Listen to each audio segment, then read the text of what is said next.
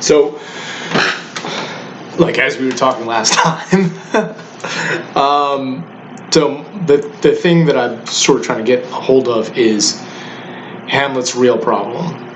And what I think Hamlet's real problem is that he is an anti-materialist.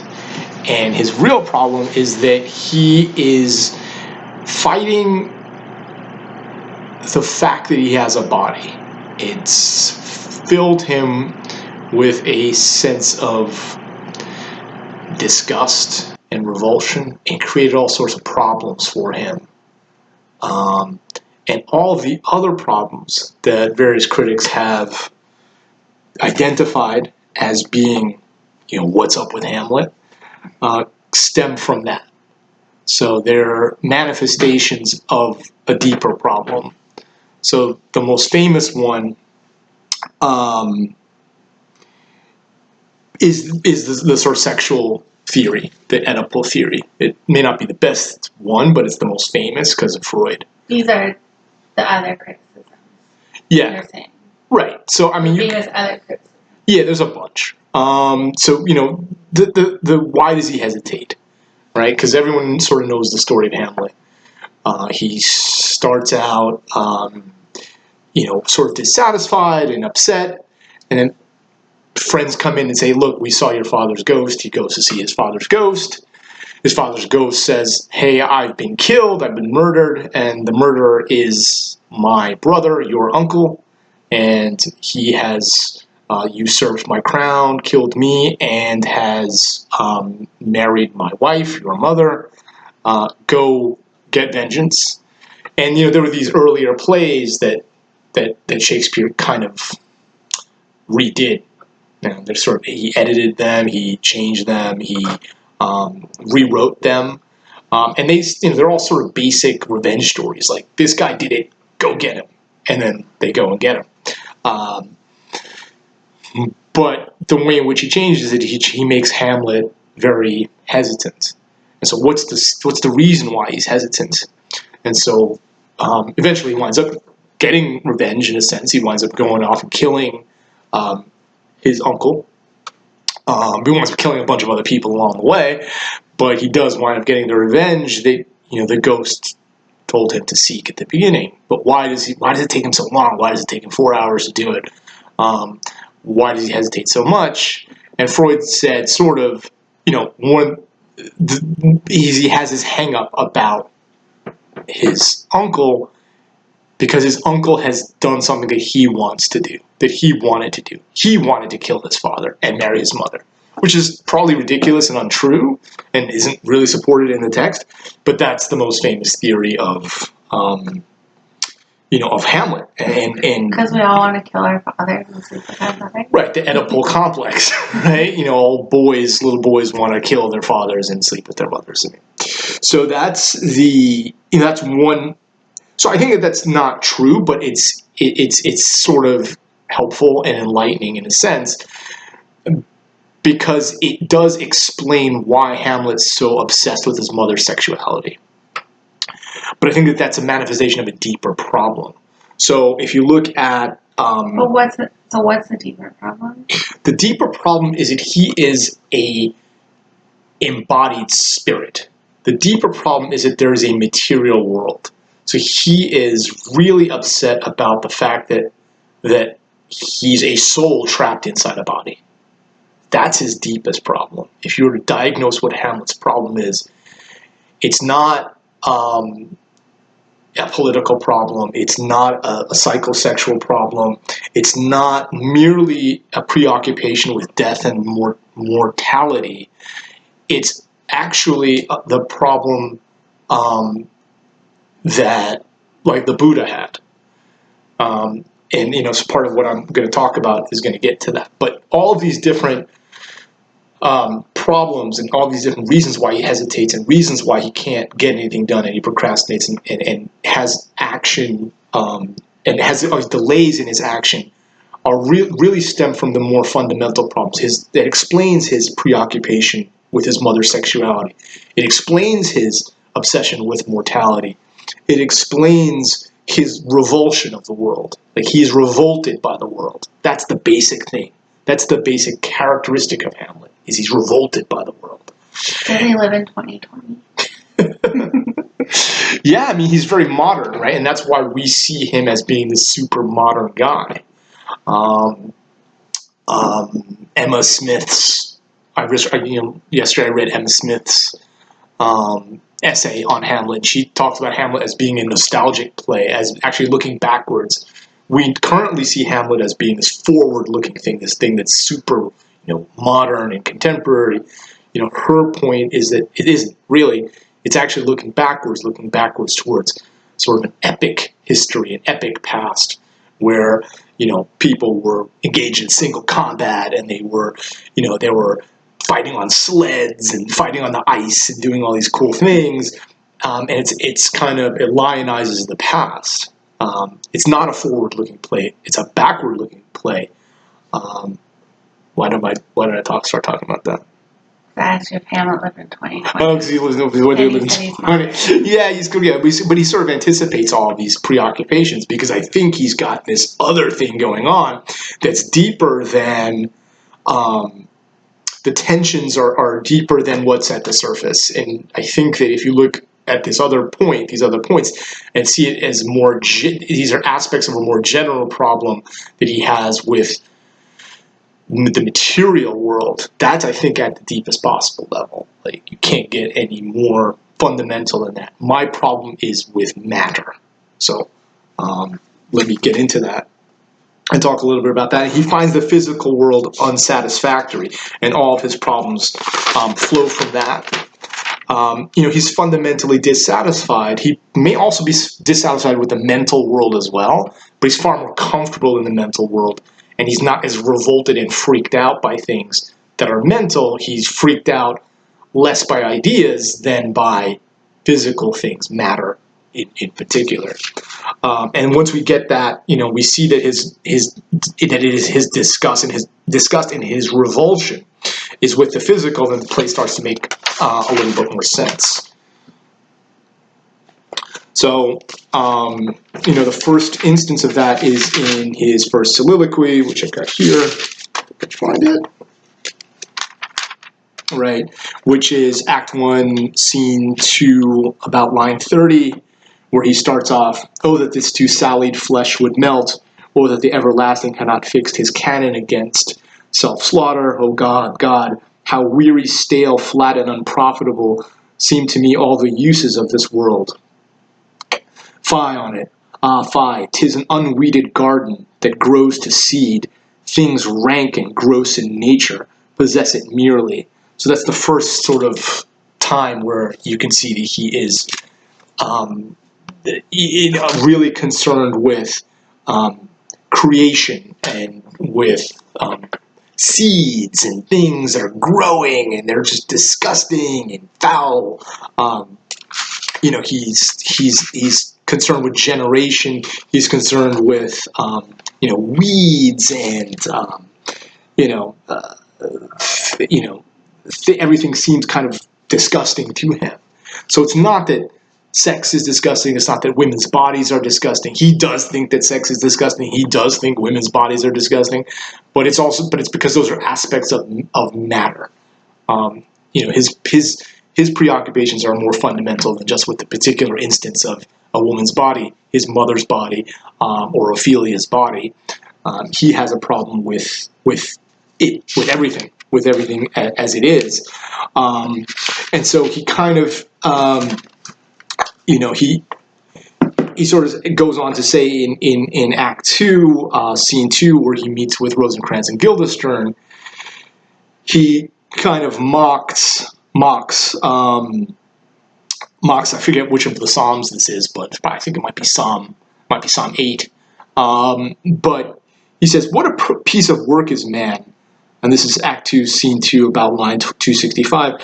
"What a piece of work is man, how noble in reason, how infinite in faculties and form, and how moving, how express and admirable in action, how like an angel, in apprehension, how like a god, the beauty of the world, the paragon of animals. Yet to me, what is this quintessence of dust? Man delights not me. So again, like everything, even the most beautiful things, the sky, for example, seems to him to be ugly and disgusting. But why does that make him hesitant?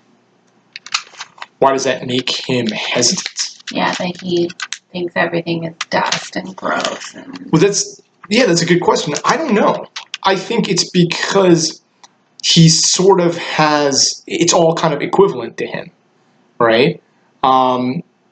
It's sort of like as if it doesn't matter. He's, I don't know what the right word is, maybe nihilistic, or he is, since it's all gross and since it's all filthy, no matter what you do, there can't be any noble actions. So even like the perhaps noble action of getting revenge and sort of complying with his dead father's will, even that, he's more interested in the ideas of things. To actually do something, to actually take action, would be to sort of corrupt himself and involve himself in the world of politics, involve himself in the world of revenge. And there's a scene where he is, where Laertes and Claudius are plotting, and they're coming up with all these kind of Machiavellian schemes. Okay, we're going to poison him, and I'm going to use a special sword that's got poison on it, and if that doesn't work, and then we're going to poison him this way, and we're going to poison him that way, and those are actions. Those are things that move the plot forward. But he can't move the plot forward because he's in the world of ideas. He's in the world. He can't He can't participate in the material world. To do anything is to participate in the material world. He doesn't want to do that. He wants to live in the abstract world of ideas. So I guess that's probably how I would explain it. And so you see that a little bit as well in Act 2, Scene 2, line 470, where there are these players that come in, there are these actors that come in, and they, he invites them to do a scene, and they wind up doing a scene of revenge, where Paris, who is Achilles' son, goes to kill the king of Troy, because Achilles is dead, and this is his father, so he's going to go get revenge for his dead father. And he has this, he invites the actors to sort of do a speech, a soliloquy, which they do. And in the process of that, the player king, is very emotional about it. And, he says, how come that guy can have emotion about something that isn't real? Right? And I can't do anything.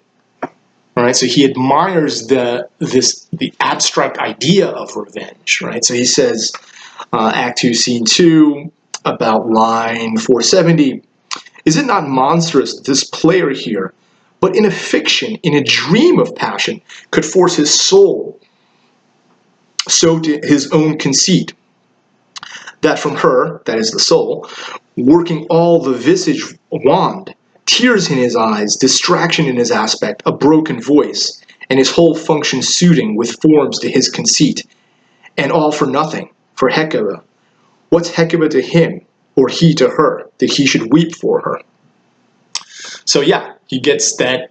So that's why he's constantly hesitating, because in order to do anything, he has to actually act in the real world. He can't bring himself to do that. He'd prefer to just sort of have plays, which is why, there's a play within a play, and why he orchestrates a play within a play, because that is the only way he can really do things. He can only do things in the abstract. He can't do things in the material world. And the most famous soliloquy of all, To Be or Not to Be, Act 3, Scene 1, line 55, to be or not to be, that is a question, whether it's nobler in the mind to suffer the slings and arrows of outrageous fortune, or to take arms against the sea of troubles, and by opposing end them to die to sleep, etc. And by asleep, we say,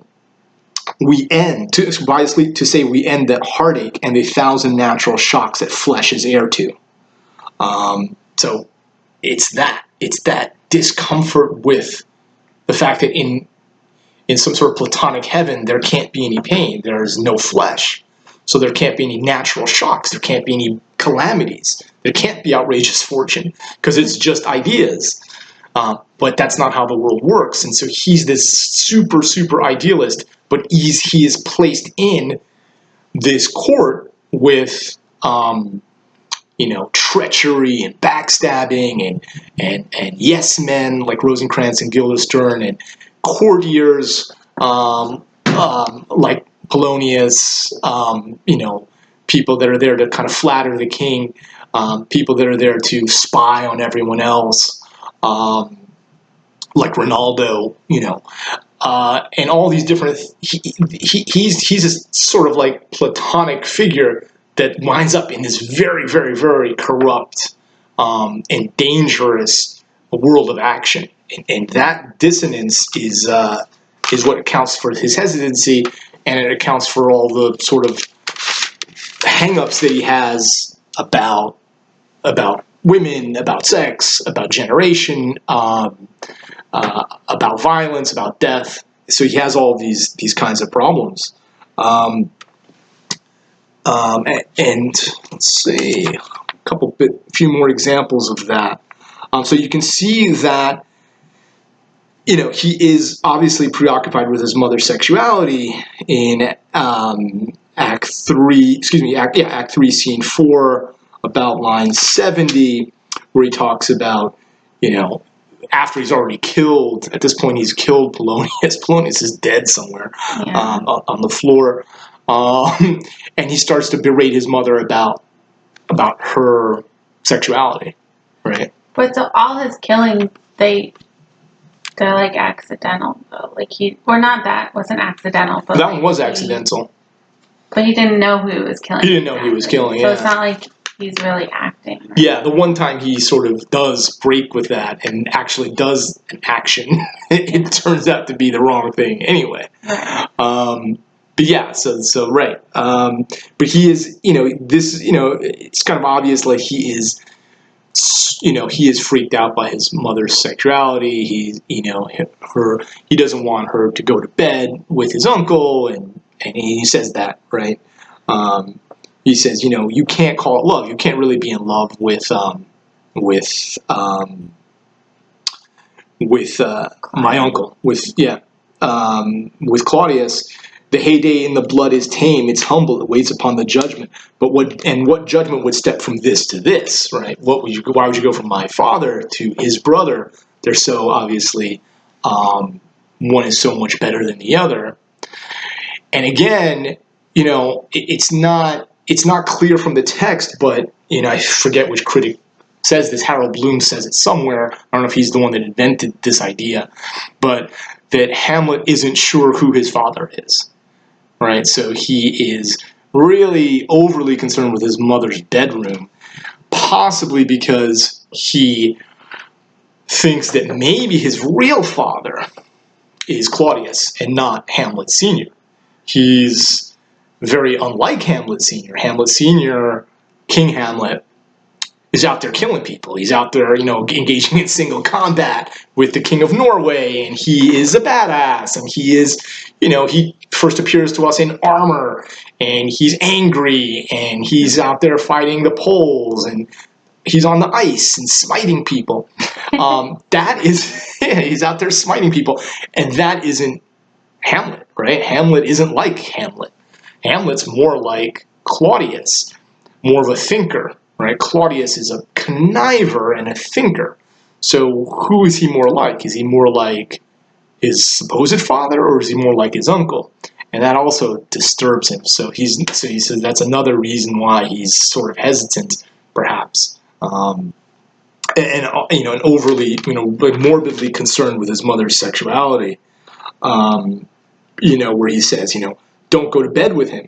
In same Act 3, Scene 4, line, let's say 160, do not go to my uncle's bed. And a bit later on, don't let the bloat king tempt you again to bed.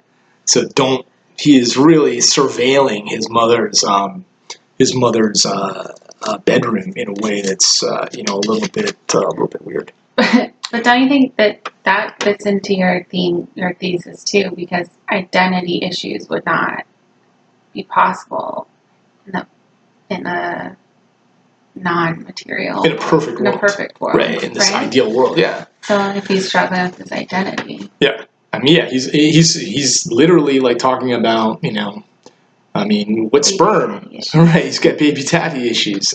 He's confused. So that's part of it. But anyway, his initial, what I was initially talking about with,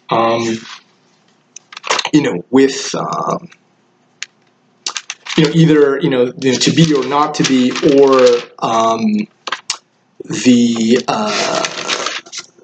how weary, stale, flat, and unprofitable seem all the uses of this world. The world is an unweeded garden that grows to seed. Things rank and gross in nature possess it entirely. I've heard that before, right? So I've heard that, and the place that I heard it, I've heard that sort of language, and the place I heard it is in the biography of Siddhartha Gotama, the Buddha. So anyone kind of familiar with Eastern philosophy would have heard that before. You would have heard it. Now, Shakespeare didn't have access to any Eastern philosophy, so he would have never heard this, but it's interesting that it's very similar to how the Buddha thought about the world before he became enlightened. He was also revolted. He was revolted by sex. He was revolted by material. He was revolted by luxuries, and that gets him to go on his spiritual quest towards nirvana, towards enlightenment. And it's called the Great Departure. It's sort of an event, kind of like the Epiphany in Christianity. But in Eastern philosophy, it's called the Great Departure. And here's how it goes. The Great Departure, as it's sometimes called, marks the crucial moment in the Bodhisattva's life, in the Buddha's life, where he wanders forth, when he abandons the life of a householder for one of homelessness. And then we look at some of the texts that show us this. And what is his immediate reason for leaving? It is his disgust at the sight of dancing girls of his harem, who having failed to distract him, have fallen asleep and lie disheveled, drooling and denuded, snoring with limbs akimbo. This sight, the sight of these sort of dancing girls who are asleep, drunk, probably, the sight reminds him of a vision of a cremation ground, and it revolts him. So that's one of the examples of that in the Buddha. He looks at it. He sees these dancing girls who are supposed to be beautiful, but they're not. And the most kind of clear example of this comes from a text called Acts of the Buddha, Buddha Karita. And there it says, some of the women lay in immodest attitudes, snoring, stretching their limbs, all distorted, tossing their arms about. Others looked ugly, lying unconscious like corpses with their ornaments and garlands cast aside, the fastening knots of their dresses undone, their eyes moveless with the whites showing. Another lay as if sprawling in intoxication, with her mouth gaping wide so that saliva oozed forth, with her limbs spread out so as to show that which should have been hid. So, a vagina. Oh my goodness. I mean, but that's what it is. I mean, that's what freaks out the Buddha, right? All of this fills the Bodhisattva, that's the Buddha, with a kind of nausea. His palace now appears to him as a charnel ground full of corpses scattered here and there. That's Hamlet, right? If Hamlet were there with the Buddha, he would have said, "Yep, I get it. That is exactly what I'm going through. I see these things. These women are supposed to be beautiful, but I see them as being hideous." And no amount of makeup, right? There's quite a bit of discussion of makeup in Hamlet. that no amount of makeup is going to make me see them as being as beautiful. I can only see them as ugly. And there's several examples of that, but the most famous, of course, is the graveyard scene. So just as the Buddha was looking at this and was like, wait a minute, this is supposed to be a palace, but it looks to me like a graveyard. Hamlet really isn't a graveyard, right? So he winds up in the graveyard scene in Act 5, Scene 1, and he says, he's like, whose skull is that? Okay, that's Yorick. And then he says, to us, to the audience, to Horatio, but Horatio's acting as the audience. Alas, poor Yorick, I knew him, Horatio, a fellow of infinite jest. What can he do now? He's just a skull. And he asks the skull, where be your jibes now, your gambols, your songs, your flashes of merriment that were wont to set the table on a roar?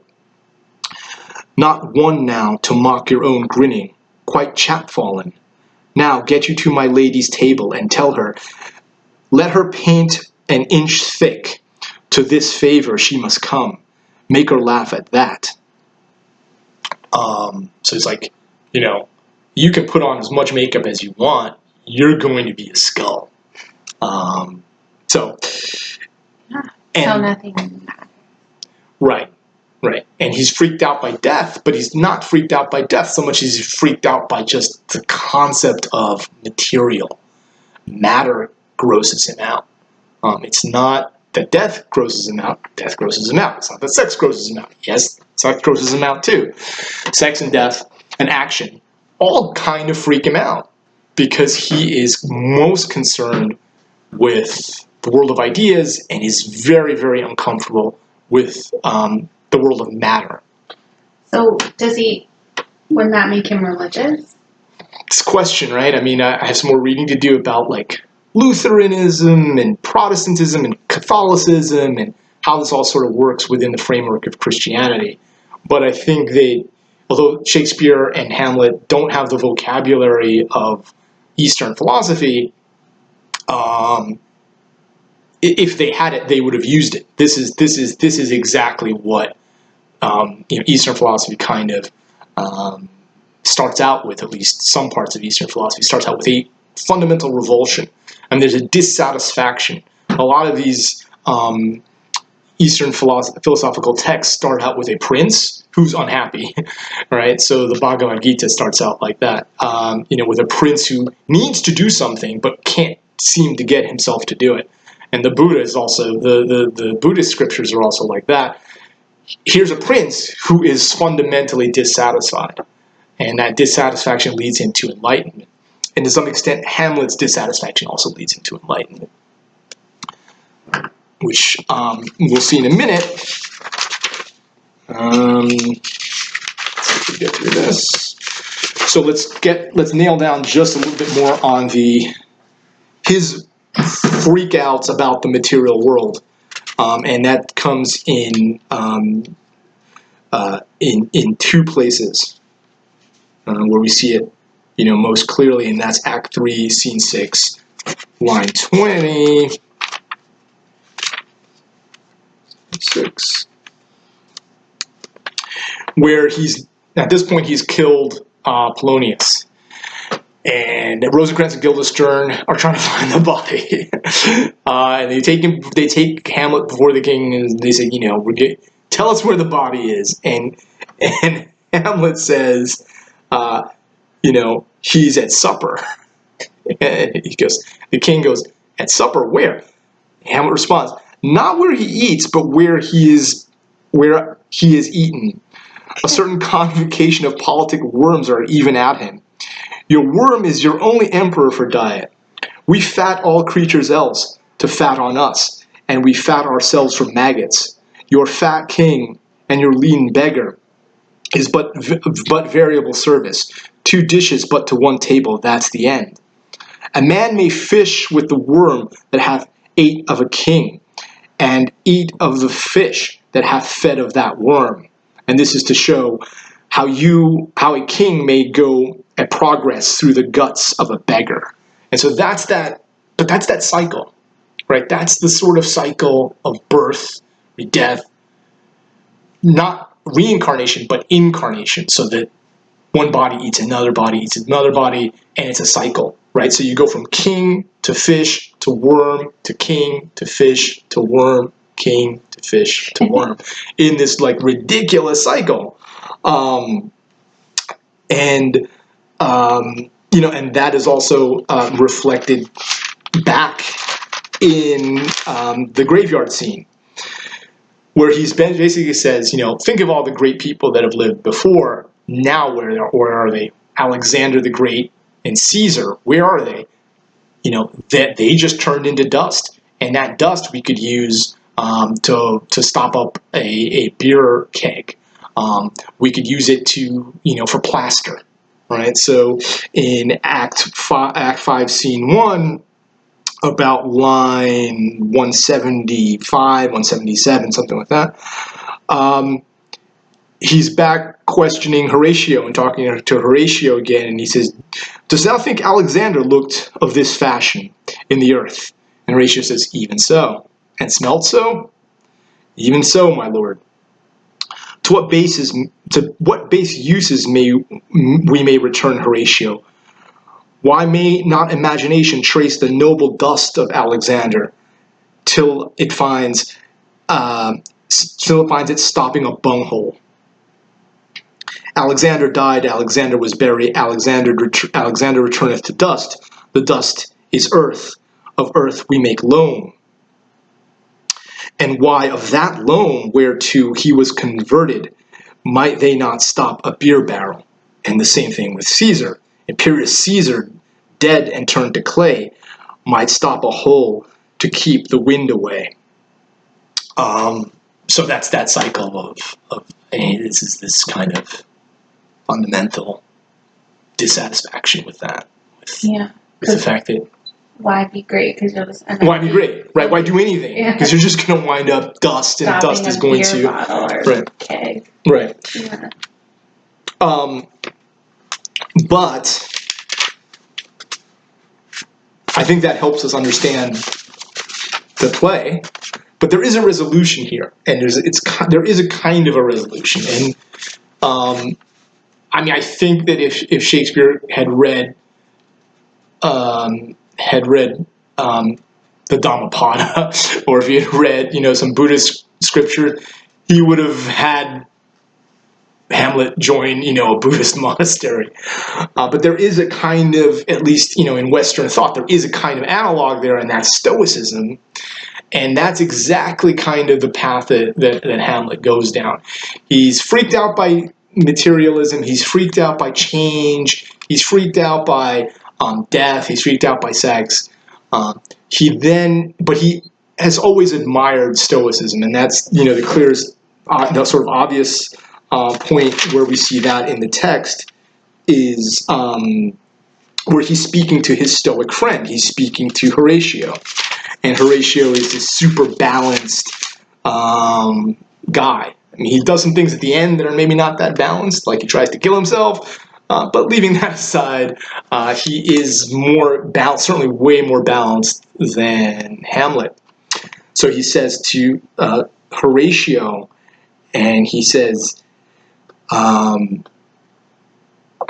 really like you. And then Horatio goes, "Oh, really?" And he goes, "Yeah, no, seriously, I really like you. Nay, do not think that I flatter, for what advancement may I hope from thee that no revenue hast, but thy good spirits to feed and clothe thee? Why should the poor be flattered? No, let the candied tongue lick absurd pomp, and crook the pregnant hinges of the knee, where thrift may follow fawning. Dost thou hear? Since my dear soul was mistress of her choice, and could of men distinguish her election, she hath sealed thee off for herself. For thou hast been as one in suffering, all that suffers nothing. A man that fortune's buffets and rewards have taken with equal thanks. And blessed are those whose blood and judgment are so well commeddled." that they are not a pipe for fortune's finger, to sound what stop she please. Give me that man that is not passion's slave, and I will wear him in my heart's core, I in my heart of heart.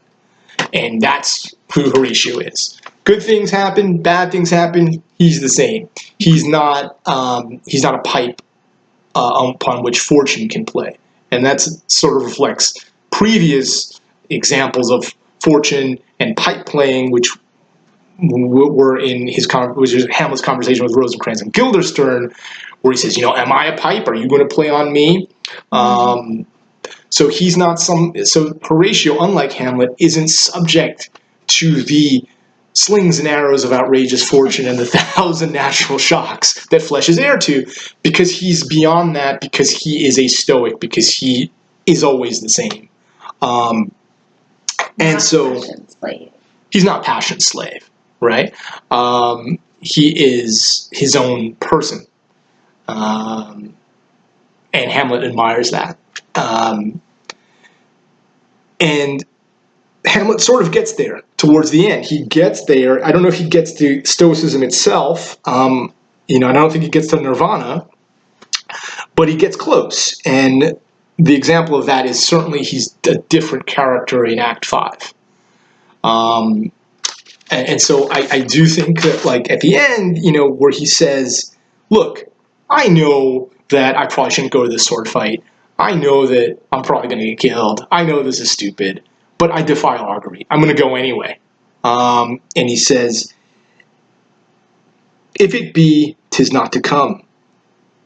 If it be not to come, it will be now. If it be not now, yet it will come. The readiness is all. So he is, and then the final line is let be. The final words are let be. So at that point, he is matured. He has gained a kind of enlightenment. He's gained a kind of stoicism at that point. But we don't see the thing that led to that. And as I was kind of writing up the notes, I realized that, is it just time, right? Like, he is not seen. Hamlet has 5/8 of all the lines. He has more lines than in any other, character in Shakespeare's plays. He dominates everything. He's almost always on the scene. But from Act 4, Scene 2 to Act 5, Scene 1, he's not there. He's sort of just, you don't see him. And then he reports what happened. He reports, like, hey, I was almost killed, and I had to figure stuff out, and there were these notes that letters that would have, had they been delivered, I would have been killed, but I switched them, and Rosencrantz and Guildenstern are going to get killed. So he has this kind of near-death experience, and there's a lot of time where he's not seen. So maybe during that period of time, he gains a kind of enlightenment and a kind of stoicism. Do you think, because the most famous thing is to be or not to be, and then toward the end he just says let be, right. Do you think that's, like, purposeful, or that's just reading into that? No, I think that's purposeful. But what, to what purpose? I think that, to be or not to be is about suicide, and let be is, hey, I am going to kill myself. I'm just going to have someone else do it. I'm walking into something I kind of know is a trap. Yeah. But just, like, let it be. But let it be. Right. He's comfortable with sort of whatever happens. Yeah. So I don't know. I mean, I think there's probably more work to do here, but that's my take on it. That's it for now. All right.